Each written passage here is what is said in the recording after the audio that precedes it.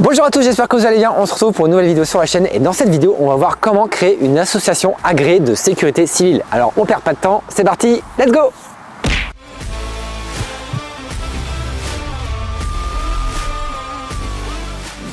Voilà, donc on est en présence de Yves, on est devant une des ambulances de l'association. Bonjour à tous, moi c'est Yves Frédinger, je suis le président et le fondateur de l'association Équipe de Premier Secours. Alors pour commencer la vidéo déjà, est-ce que tu peux nous expliquer la différence entre la sécurité civile et la protection civile? Du coup la protection civile est une association qui elle est agréée de sécurité civile comme nous, et en fait la sécurité civile c'est l'ensemble des moyens que l'État a pour pallier à certaines missions. Donc là tu es le président donc, de cette association, et comment est-ce qu'on a l'idée au final de créer une association? En fait j'avais déjà été bénévole dans une autre association avant, ça m'avait pas forcément plu l'ambiance, des choses comme ça. Je me suis dit comment est-ce qu'on fait pour en créer une? Je me suis renseigné sur les démarches et j'avais envie de faire une association qui me ressemble et avec une ambiance qui me ressemble aussi. Ok, ça c'est super intéressant. Est-ce que n'importe qui peut créer sa propre association? Bien sûr. Est-ce que je peux créer l'association DocFX Secours, c'est possible? C'est possible, il n'y a pas de souci, parce que l'avantage c'est qu'en France on est dans un pays où on a le droit de faire beaucoup de choses. Donc en fait il faudra juste créer juridiquement déjà l'association, donc la déclarer au niveau de la préfecture et après se rapprocher au niveau de la préfecture de ce qu'on appelle le SIDPC, Service interministériel de protection civile, qui du coup permettra derrière de faire les demandes pour avoir les agréments pour devenir une association qui agrée de sécurité civile et faire les missions de secourisme. Alors justement, c'était un petit peu ma question, c'est comment est-ce qu'on fait pour obtenir cet agrément-là? Est-ce qu'il y a des normes spécifiques à avoir, à faire? Alors en termes de conditions, il va dire que déjà comme j'ai dit, l'existence juridique de l'association, derrière il faudra forcément avoir du matériel, un minimum au début pour pouvoir commencer, parce que forcément on ne peut pas faire les missions sans matériel.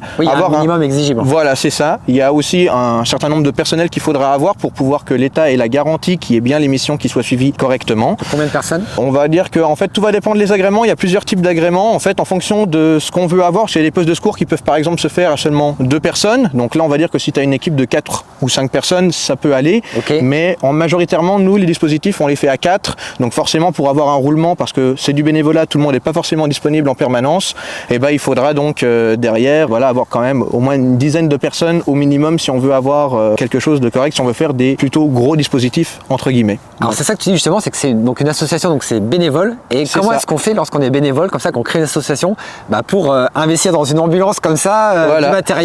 du matériel qui est floqué avec le nom de l'association? Comment est-ce qu'on fait? Et du coup moi en ce qui me concerne personnellement, du coup comme j'étais dans l'entrepreneuriat, je me suis dit au lieu de donner de l'argent à d'autres associations, pourquoi pas le donner pour ma propre cause? Après il y a d'autres possibilités, éventuellement rechercher un partenariat avec d'autres associations, des mécènes éventuellement, ou alors tout simplement demander des subventions comme c'est possible auprès de la région ou d'autres partenaires financiers. D'accord, et là l'association ça fait combien de temps qu'elle est créée? Nous elle existe juridiquement depuis 2018 et on est agréé par la préfecture de Meurthe-et-Moselle depuis 2019. Et donc Yves, comment est-ce qu'on fait pour créer un logo comme ça pour l'association? Un logo, nous tout simplement, moi j'avais une amie qui était graphiste, donc du coup elle nous l'a créé, mais sinon après il y a des possibilités sur internet sans problème pour pouvoir le créer. Est-ce qu'il y a des normes au niveau du logo, au niveau de la charte graphique? C'est tout à fait libre, voilà, chacun définit sa charte, c'est ça l'avantage, voilà, en tout cas en ce qui nous concerne, comme on est une association qui est départementale, voilà, on n'est pas affilié à une fédération nationale, donc notre cahier des charges, c'est nous qui le définissons. Ok, et le nom c'est pareil, du coup il y a Premier Secours, c'est ça. Que tu peux... Équipe de Premier Secours, parce que pour nous c'était plutôt simple, quelque chose qui fait, c'est comme le port-salut, c'est écrit dessus, voilà, tout simplement. Sinon après, du moment, il faut juste faire attention qu'il n'y ait pas déjà une autre association qui existe déjà sous ce nom-là, ou alors que la marque soit déposée, parce que forcément on ne peut pas l'utiliser sinon, voilà. D'accord, et puis après, comment est-ce qu'on fait pour acheter l'ambulance, faire le flocage?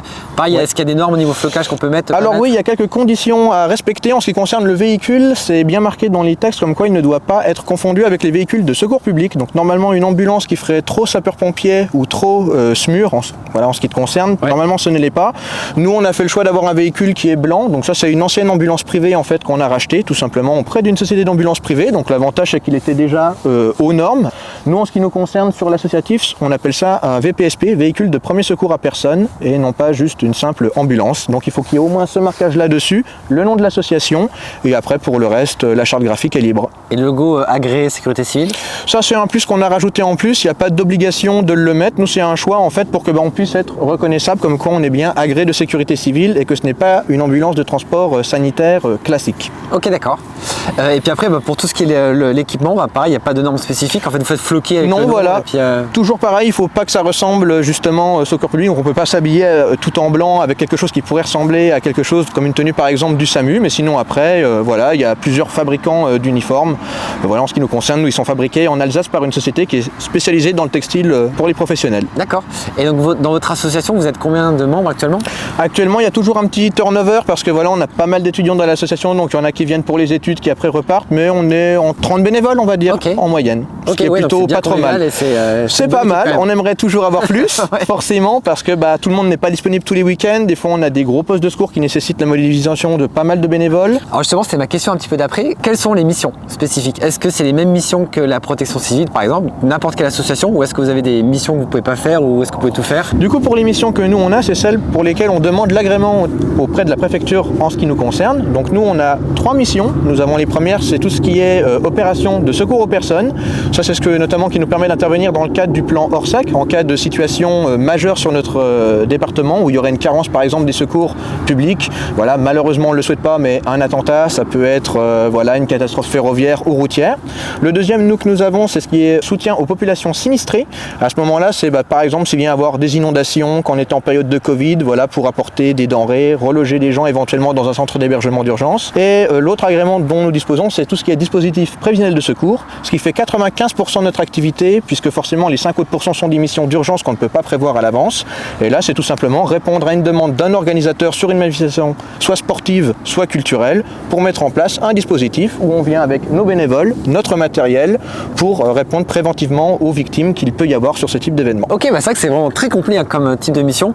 Et est-ce que du coup vous avez des missions toutes les semaines, une par mois? C'est quoi la fréquence? En fait, on va dire qu'il y a des périodes qui sont plutôt creuses. Là, on est en période hivernale, donc forcément, les organisateurs ne font pas énormément d'événements, mais on va dire qu'on a des mois, des fois, où on peut avoir même quasiment tous les jours de la semaine. Ça nous arrive, mais en moyenne, nous, on implante 40 dispositifs par an. Et en moyenne, il y en a, si on lisse, un par semaine. Voilà.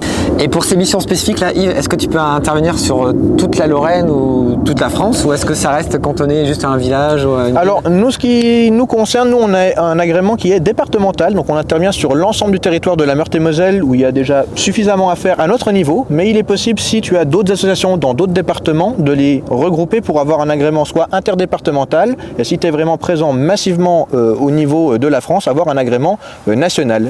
Ou alors, sinon, il y a possibilité aussi de rejoindre une fédération. Ça n'a pas été notre choix en ce qui nous concerne, puisqu'on souhaite garder notre indépendance là-dessus, mais c'est tout à fait possible d'intervenir partout. Ok, d'accord. Et si imaginons qu'il y a quand même un petit budget quand même pour maintenir tout ça, enfin pour l'essence même, si à un moment tu n'as pas de budget ou que ça devient compliqué, qu'est-ce qui se passe? Est-ce qu'on peut fermer une association comme ça parce que dire c'est compliqué? Malheureusement oui, donc c'est pour ça qu'il faut trouver le bon équilibre. Après il faut savoir que nous, quand on intervient à la demande des organisateurs sur les dispositifs prévisionnels de secours, c'est facturé à l'organisateur pour permettre de maintenir nos frais. Nous, en budget de fonctionnement, on est dans l'ordre de 20 000 € annuels qui sont nécessaires pour pouvoir avoir notre roulement, mais on est en financement complètement autonome. Sinon après, si tu as des problèmes financiers, il faut éventuellement en parler. Des fois, il y a des subventions qui peuvent être données par l'État. Et pour les validations de ces associations, est-ce que par exemple il faut une association par village maximum, ou est-ce qu'il n'y a pas de normes là-dessus? Non, il n'y a pas forcément de quota. Après, en fait, c'est tout simplement la capacité. Si la préfecture, quand on demande l'agrément, estime que on est conforme pour répondre aux missions qui nous sont accordées, il n'y a pas de souci, on est titulaire de l'agrément. Ils sont valides 3 ans et ils doivent être renouvelés régulièrement. Et on a également aussi des contrôles de la part de l'État pour vérifier qu'on maintient bien nos acquis, nos compétences et qu'on est conforme par rapport à la réglementation. Alors justement, en termes d'acquis et de compétences, qu'est-ce qu'il faut comme déjà type de formation spécifique pour pouvoir faire partie d'une association comme ça de premiers secours? Oui, alors il faut savoir que bien évidemment quand on est dans l'encadrement, il va falloir déjà avoir une connaissance de la réglementation parce qu'elle est assez complexe. Donc il y a notamment ce qu'on appelle le référentiel national des missions de sécurité civile relatif au DPS, un nom un peu compliqué, mais qui est le thème qui légifère comment se passent les postes de secours, et ça, il n'y a pas le choix, il faut le connaître. Et sinon après, il faut aussi avoir donc des formations secourisme. En ce qui nous concerne, nous, c'est les diplômes de type PSE1 et PSE2, premier secours en équipe, qui sont à quelques détails près la même formation en fait que les sapeurs-pompiers, voilà, pour le domaine du secours à personne. Je suis désolé pour cette vidéo, je sais pas s'il y aura des bruits d'avion ou pas, mais on tourne depuis 10 minutes. Il y a voilà. 8 avions de chasse qui viennent de passer, alors que normalement ils passent jamais. Là c'est vraiment pas de bol, encore un avion de chasse qui passe, c'est complètement fou. Voilà. Et donc aussi la spécificité d'une association comme la tienne, c'est qu'au final c'est n'importe qui, monsieur tout le monde qui travaille, qui est garagiste, boulanger et qui vient en tant que bénévole, souvent le week-end ou les soirs sur des postes de ce type là. Est-ce qu'il y a des conditions particulières pour faire ça? Est-ce qu'il y a un âge, il y a des conditions physiques, est-ce qu'il y a un test à passer?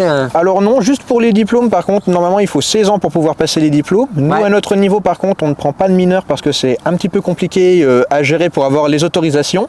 Mais sinon n'importe qui peut venir, il faudra juste à mon avis 2 conditions. La première, déjà avoir une bonne condition physique parce que c'est pas parce que la structure est associative que le comportement doit être amateur, donc il faut pouvoir quand même brancarder les gens, les porter. Et il faudrait aussi, je pense, être préparé à être confronté à des situations difficiles parce que parfois au cours de nos missions on peut être confronté à des gens qui ne sont pas bien et donc du coup par exemple si on a peur du sang ou qu'on n'aime pas voir des gens qui sont en situation de malaise ou de mal-être, ça va être compliqué. Alors moi j'avais peur du sang, hein. Je sais, oui au début, si j'ai vu dans tes vidéos. Donc on peut quand même passer outre, mais en fait c'est vrai que ça c'est vachement intéressant. Est-ce que vous avez un soutien psychologique éventuellement sur les interventions difficiles? Qu'est-ce que vous faites en fait? Alors nous derrière on fait un suivi, on a un partenariat également avec une psychologue si jamais on est confronté à quelque chose de difficile pour en parler. Après nous on fait toujours des briefs et des débriefs en début et fin de mission pour pouvoir échanger entre nous et après bien évidemment on fait le soutien qu'il y a derrière si nécessaire. Et j'ai cru voir aussi que nous on fait des exercices attentats par exemple où on a les pompiers, on a les gendarmes qui sont là, on a aussi des associations qui sont là et vous faites partie aussi des fois de ces exercices là? Tout à fait, on y participe, on est convié du coup par la préfecture pour y participer parce que le but c'est justement sur ces exercices là de faire une coopération interservice, donc forcément en situation réelle on sera avec le SAMU, les sapeurs-pompiers et nous les associations on vient justement pour venir avec nos ambulances pour faire tout ce qui est évacuation et la prise en charge des victimes qui sortent du PMA. Ok, ça va être une super expérience aussi à acquérir au fur et à mesure. Voilà, donc ça c'est vraiment très intéressant, que je sais qu'il y a pas mal de jeunes là, qui regardent aussi les vidéos et qui aimeraient bien faire du secourisme et qui sont un petit peu jeunes. Et n'hésitez pas, donc dès que vous avez 16 ans et que vous avez minimum de la formation PSE1, voilà. Sinon après nous on permet de les faire passer en interne, sans souci. Voilà. Donc on forme les gens. Quelqu'un qui n'a aucune compétence en secourisme peut venir chez nous et on se débrouillera pour lui faire passer les formations. Et il n'y a pas d'enjeu financier à faire. Voilà, nous c'est pris en charge. Voilà, il y a juste une cotisation chez nous annuelle et sinon qui est de 24 €. Comparé au prix des formations, c'est vraiment dérisoire, mais c'est une petite participation histoire de. Et je pense que les associations, il y en a sur toute la France comme ça, donc n'hésitez pas à vous rapprocher directement si vous voulez faire de l'associatif, c'est très formateur, c'est très intéressant. Tout à fait. Et écoute, là on est devant l'ambulance depuis tout à l'heure, ce que je te propose c'est que on jette un petit coup d'œil à ton matériel, on peut voir un petit peu ce que tu as dans l'ambulance. Ok? Sans problème, FX. Bon, allez, c'est parti. Alors. Voilà, donc c'est vrai qu'on a l'impression d'être dans une ambulance assez classique. Moi, j'ai mes marques tout de suite. En effet, je te laisse me présenter un petit peu l'habitacle. Tout à fait. Et du coup, on va commencer de haut jusqu'en bas. Donc ici, on aura tout ce qui va être drap de transfert et également aussi des couvertures de survie à usage unique. Sur le premier tiroir, du coup, on va retrouver donc tout ce qui permet de faire donc les soins, les compresses, le sérum physiologique, le désinfectant, l'instrumentation.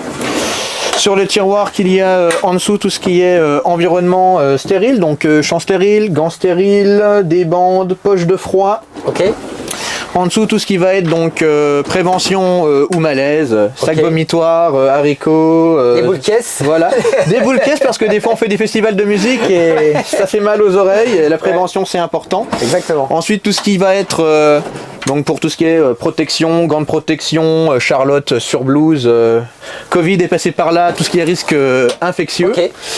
Dessus sur cette page là on va retrouver donc défibrillateur, cardiopompe. Ça c'était la question, est-ce que c'est obligatoire pour vous d'avoir un défibrillateur dans l'ambulance? Oui, pour les ambulances qui nous connaissent, oui, c'est obligatoire, voilà. Et là dans cette ambulance là vous avez le minimum de tout ce qui doit être obligatoire sur Pas du tout, nous on a du matériel supplémentaire, par exemple il y a des choses qui sont un peu particulières en ce qui nous concerne, par exemple l'oxymètre de pouls est optionnel.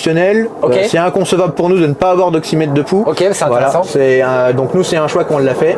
Ok.